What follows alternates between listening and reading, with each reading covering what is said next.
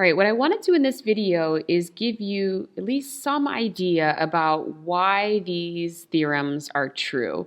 Why does this line integral have anything to do with this double integral? And same with the flux divergence form. So what I'm going to do is I'm going to prove at least part of the second half of Green's theorem in a simplified setting, and it will at least get across the main idea of how these things are related. And then I'll argue that once you know that this equation is true, you can easily get that this equation is true. So let me go ahead and set up a simplified context that will have sort of, as I said, like the main idea of the proof in it. So I'm going to consider a vector field Mn. And so we know that m is a two-variable function and n is a two-variable function. And a simplified region. So I'm going to consider a type 2 region in the xy plane.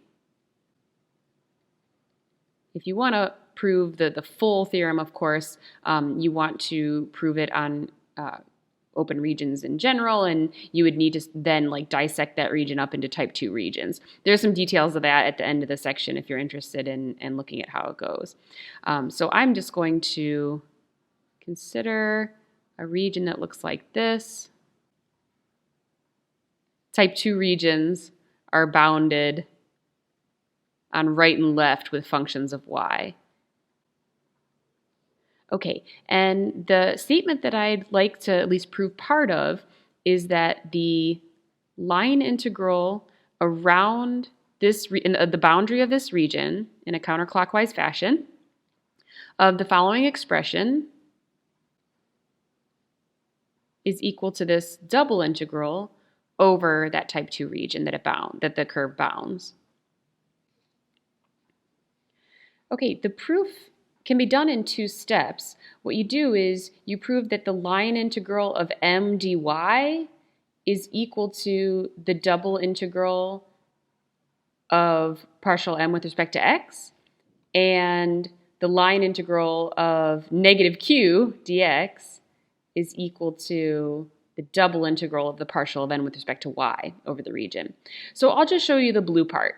So I'll prove to you that the line integral of the m function dy around c is the same thing as the double integral of the partial of m with respect to x across the region. Before I do that, let me remind you of the fundamental theorem of calculus from Calc 1. It says that if you want to compute a definite integral of a function, then you evaluate its antiderivative, an antiderivative of that function, and then plug in b and a, right? Well, if I'm considering a function f, then it is the antiderivative of its derivative, right? So the integral of a derivative function is that function evaluated at b minus f evaluated at a. So this is one way to write the fundamental theorem of calculus, and that's going to be useful. Let me go ahead and make some room for the input there of the function. Okay, so I'm just writing that over there for reference. It's going to be useful. And let's see. This is, I'll consider this expression right here the right-hand side that I want to deal with, and then this over here the left-hand side. And let me just work with the right-hand side a little bit and work with the left-hand side a little bit, and I'll prove to you that they're the same. Okay, so starting with the right-hand side, I'm going to try and set up this double integral. Okay, well, it's a type 2 region, so I would like to put some limits of integration in there that describe this region. So I'll put the y on the outside, and I'll put the x on the inside.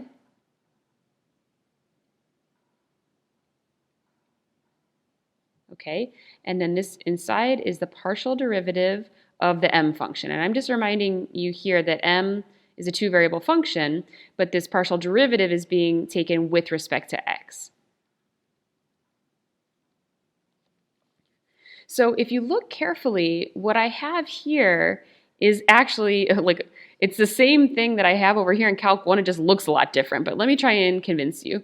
So this right here is the derivative with respect to x, right? There's only one variable in this expression over here. This is the derivative with respect to x of the function f. And what is the sort of computation of this integral? You take the function f, plug in those two things, and subtract. Well, if I consider m momentarily just as a function of x, then this is the derivative of that function with respect to x, and I'm integrating with respect to x first. So it's precisely the same setup. The fundamental theorem of calculus is going to tell me that that inner integral is just the m function viewed as a function of x with the g2 limit and g1 limit plugged in. Those are numbers as far as x is concerned, right? The y is a constant. Okay, so let's see what that leaves us with. Plug in g2y for x.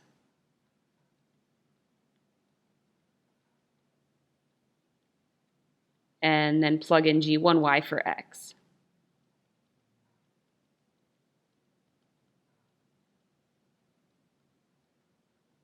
Okay, so I have started with a double integral, and I have, over a type 2 region, and I've applied the fundamental theorem of calculus from Calc 1, and this is where I've gotten it. So I'm going to hold off on the right-hand side for a little bit, and I'm going to move over to the left-hand side, at least part of the left-hand side, and work with that and see where I can take it. All right, what kind of room do I have? All right, so let's take the left-hand side. Maybe I'll make that a different color.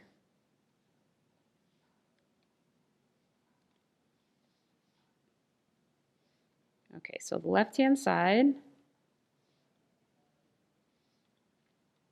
is the line integral around the region in a positively oriented fashion of m dy. Okay, so I got to come up here to the curve then. And clearly I'm going to have to split this curve up into some pieces, right? Let's call this piece C1, C2, the top one C3, and then the side one over here C4. And I'll just compute the line integral of those things separately and add them together. So let me write that out.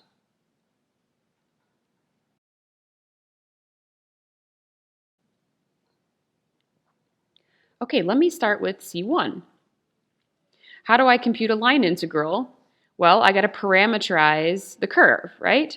Well, this curve here is just a flat curve at y equals a, and it extends between two values of x. So if you look at how everything's set up here, this squiggle over here is g1 of y, and the y value is a. So that tells me the x value down here is g1 of a, and the other x value here is g2 of a. So if I'm going to parameterize, I'm going to let x be the parameter t, y is just the value a, and then t is going to go from g1 of a, whatever number that is, over to g2 of a. Okay, this is my parameterization. Now I'm going to set up the first piece of the line integral. So do this one. Okay, well, the g1 of a is the bottom number, g2 of a is the top number. M is a two-variable function, and I have to plug in the parameterization to it. So I'm going to plug in a t, plug in an a, and then dy I get from the parameterization. Dy is y prime, but y is the constant a. So dy is 0 times dt. So over here I get times 0 dt. That means the entire integrand is 0, making the entire integral 0. Well, that was good. It was an easy one to compute.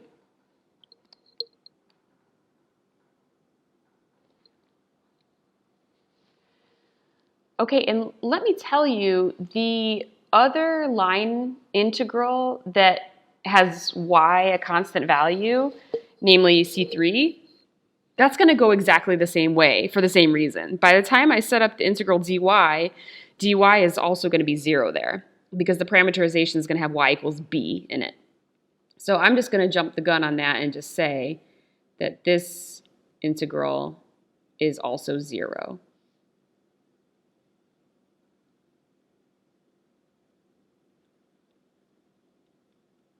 Okay, so we computed this one to be 0. This one's also going to be 0. Now let's just do the other two. So C2. Let's do C2 first. Okay, if I come up here and look at what C2 looks like, I can see it's a curve described by x equals g2 of y. So since x is a function of y, I'm going to go ahead and let y be the parameter, and I'm going to let it run from a to b, and then x will be that function of y. So I'm going to let y be the parameter. X is going to be that function of the parameter. And then I'm going to let t run from a to b. That runs in the right flow as the picture describes. Okay, so I've got the line integral of C2. I'm going to plug my parameterization into the function m. And then dy, in this case, is 1 dt.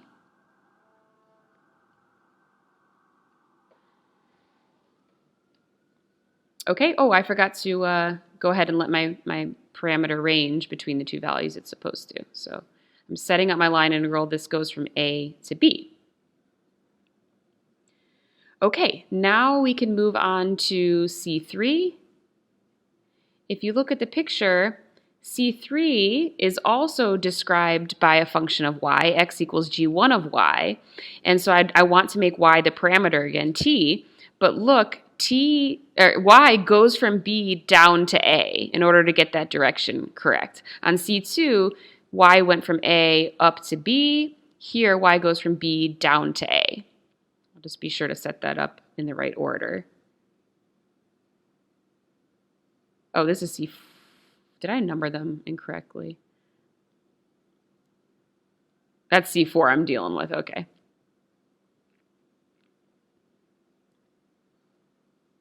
Okay, so y is going to be the parameter. X is g1 of y, hence g1 of t. And this is the weird part. T equals b is the starting point, and then t equals a is the ending point. I have to set the integral up like that so it goes in the right direction. So b down here, a up there, and then put the parameterization into the integrand. Again, dy is dt. And let me just make the observation that when you switch the limits of integration, you introduce a negative.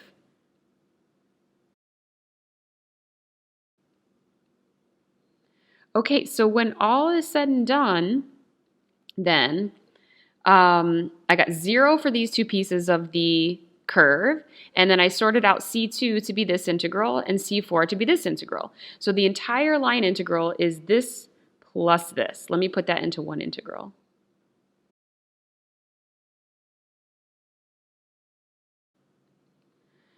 Now let me scroll up, and something looks very familiar, right?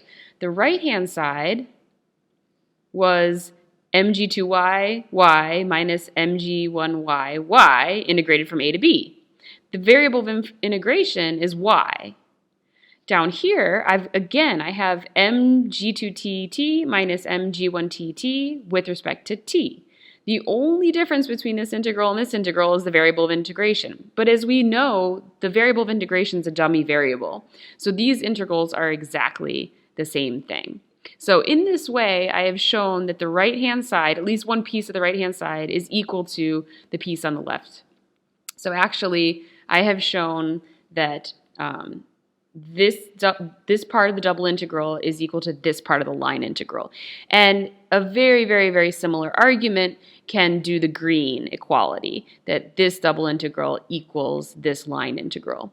So there is somewhat incomplete proof of Green's theorem, but I hope it gives you the main idea about why these integrals are related. What we can do now is derive the first part of Green's theorem, which involves the line integral of the vector field along the curve, computing circulation, with the double integral of the appropriate partial derivatives from the one that we just proved.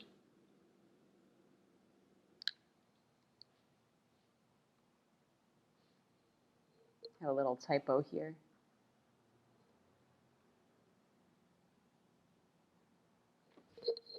Okay, so let's start with the theorem that we just proved. Well, we proved some of it, right? I know that the line integral of m dy minus n dx is equal to partial m partial x plus partial n partial y. And let me just pause on this for a second and really understand what it's trying to tell me. It's telling me that any vector field that I can come up with has the following relationship with its component functions. So I'm going to read this in a different way. The line integral of the first component of the vector field dy minus the second component dx is equal to the double integral of the partial of the first component with respect to x plus derivative of the second component with respect to y dA. So let me put some stuff here. So I'm actually going to erase the actual m and n because I can apply this theorem to any vector field that I like, and as long as I put the first component here and the second component here, then the theorem will be true. So this applies to any old vector field that I like. What I'm trying to prove is the first part of Green's theorem, which is a similar looking statement but different. So here's the clever trick. So if I've got myself a random vector field and I'm comfortable that this version of Green's theorem is true, I can do this trick right here to come up with the first half of Green's theorem. So again, G I'm understanding to be n negative m. So I take the vector field f and I take its x component and put it in its negative in the y component of G, and I take the y component of f and I put it into the x component of G. So I'm just making a completely different vector field and calling it G. Well, guess what? This statement here is true for G, and that's why I sort of prepped the statement in the way that I did. G has an x component or a first component of n. So if I put an n in the red box, and then of course put the negative m, the y component of G, into the blue box, I will have a true statement. So let's see what that looks like.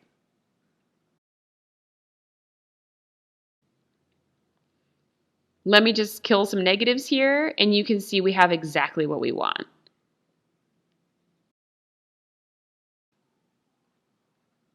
So this is exactly the circulation form of Green's theorem. Here's the circulation and the double integral on the right. We'll talk about what these quantities represent in the next section, of course. Okay, so there you go. That is, I hope, gives you some idea about why Green's theorem is true.